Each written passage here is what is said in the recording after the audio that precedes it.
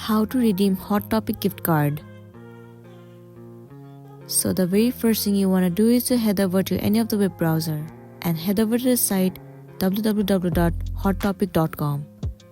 It will land you on this official page of Hot Topic. Make sure you are logged into a specific account.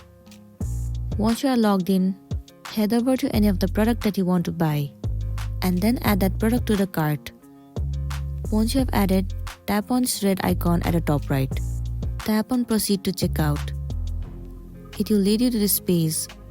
You will need to enter some of your detailed informations and then tap on Continue to Billing at the bottom. You will find the section of payment method. Also, you will find the option where it says card number. You will need to enter your gift card number and then simply apply it and you'll be good to go. So that's it, and this is simply how you can redeem Hot Topic gift card online. I really hope this video is going to be helpful for you. If it does, please make sure to like and subscribe to our channel. And thank you for watching it till the end.